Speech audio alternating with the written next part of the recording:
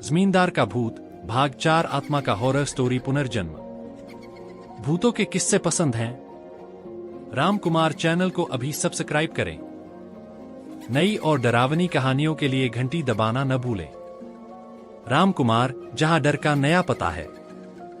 धन्यवाद। गांव अब लगातार अजीब घटनाओं से कांप रहा था। राघव, जो पहले एक भोला और मासूम लड़का था, अब धीरे धीरे बदल रहा था।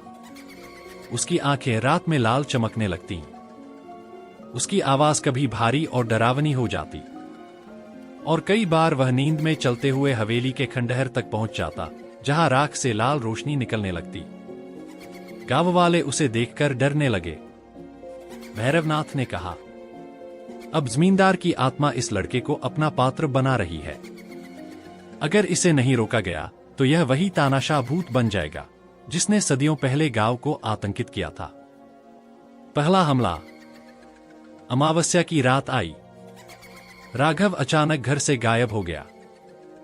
सुबह गांव के बीच में उसकी हंसी गूंज रही थी। मैं लौट आया हूं। रणविजय सिंह लौट आया है। लोगों ने देखा कि राघव की आंखों से खून टपक रहा था और उसके हाथ में अचानक कहीं से एक पुरानी लोहे की छड़ी आ गई थी, वही जो कभी जमींदार इस्तेमाल करता था। गांव का एक मजदूर उसे रोकने आगे आया, लेकिन राघव ने छड़ी घुमाई और उस आदमी का शरीर हवा में फेंक दिया। उसके बाद राघव ने गरज कर कहा, जो मेरा था वो फिर मेरा होगा। गांव वाले फिर से मेरे गुलाम होंगे। खून की रात। उस रात कई लोग लापता हो गए। खेतों में खून की लकीरें मिलीं, पेड़ों से उल्टे लटके शव। बच्चों की रोने की आवाजें पूरे गांव में गूंज रही थीं। गांव वालों ने भागकर भैरवनाथ से मदद मांगी, लेकिन अब तांत्रिक बहुत बूढ़ा और कमजोर हो चुका था। उसने कहा, मेरी शक्ति अब पहले जैसी नहीं रही। इस बार सिर्फ एक बलिदान ही इस आत्मा को रोक सकता है। गांव वालों ने पूछा, कैसा बलिदान? भैरवनाथ बोला, वो रक्त जिससे जमींदार का वंश जुड़ा है, यानी राघव का। अगर उसकी आत्मा मुक्त नहीं हुई तो रणविजय फिर से जिंदा होगा। अधूरी लड़ाई। गांव वाले दुविधा में पड़ गए। एक तरफ अपना बेटा, दूसरी तरफ पूरे गांव की जान। राघव अब आधा भूत और आधा इंसान बन चुका था। हवेली के खंडहर में जाकर जमीन खोदने लगा। लोगों ने देखा कि जमीन से वही लोहे का संदूक फिर से बाहर आने लगा और उसके चारों ओर लाल रोशनी फैलने लगी। राघव हंसते हुए बोला, आज से मेरा साम्राज्य फिर शुरू होगा। राघव अब पूरी तरह रणविजय सिंह का रूप लेने लगा था। उसका चेहरा आधा इंसान और आधा जला हुआ भूत दिखाई देता। उसकी हंसी सुनकर बच्चे चीख पड़ते और औरतें दहलीज से बाहर निकलने की हिम्मत नहीं करती।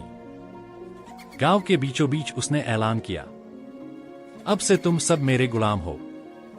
जो विरोध करेगा वो मौत पाएगा। उस रात गांव में खून की नदियां बह गईं। घरों के दरवाजों पर लाल निशान उभर आए, मानो किसी ने खून से चढ़ावा चढ़ाया हो। भैरवनाथ की आखिरी योजना। भैरवनाथ, जो अब मौत के करीब था, ने गांव वालों को बुलाकर कहा, रणविजय को हराने का बस एक ही रास्ता है। उसकी आत्मा को उसी खजाने में बांधकर हमेशा के लिए दफन करना होगा। लेकिन इसके लिए किसी को अपने जीवन की आहुति देनी पड़ेगी। गांव वालों में खामोशी छा गई। कोई भी अपनी जान देने को तैयार नहीं था। तभी राघव की मां आगे आई। उसकी आंखों में आंसू थे, लेकिन आवाज दृढ़। अगर मेरा बेटा अब नहीं रहा तो उसे हमेशा के लिए मुक्त करना मेरा फर्ज है। मैं बलिदान दूंगी। हवेली का रण। अमावस्या की रात सब लोग हवेली के खंडहर में इकट्ठा हुए।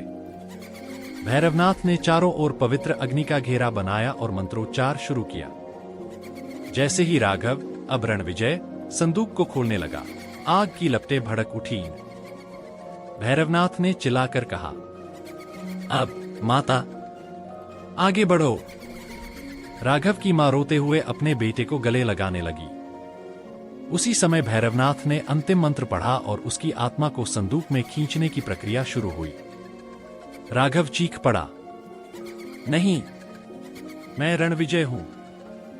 अमर हूं, कोई मुझे रोक नहीं सकता। लेकिन उसकी मां का आंचल उसके चेहरे पर गिरा और उसकी आंखों से आंसू टपके।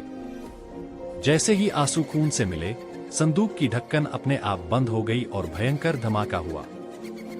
भूत का अंत या शुरुआत? जब धुआं साफ हुआ, राघव जमीन पर निश्चल पड़ा था। उसकी आत्मा मुक्त हो चुकी थी। हवेली धीरे धीरे ढह गई और राख में बदल गई। भैरवनाथ ने थकी आवाज में कहा, श्राप टूट चुका है। रणविजय अब कभी वापस नहीं आएगा। गांव वाले रोते हुए राघव और उसकी मां को गले लगाने लगे। लेकिन उसी राख के नीचे संदूक की धातु पर एक नई दरार उभर चुकी थी और हवा में धीमी सी हंसी गूंजी। मेरा खून कभी खत्म नहीं होगा। आज की रात यहीं खत्म नहीं होती। अगर आपको ये हॉरर डोज पसंद आया तो राम कुमार चैनल को सब्सक्राइब करके हमारी भूतों की दुनिया का हिस्सा बने। बेल आइकॉन को भी जरूर दबाएं ताकि हर नई कहानी का नोटिफिकेशन आपको सबसे पहले मिले। अगली बार फिर मिलेंगे एक और अनसुलझी पहेली के साथ। तब तक के लिए शुभ रात्रि और देखते रहिए राम कुमार।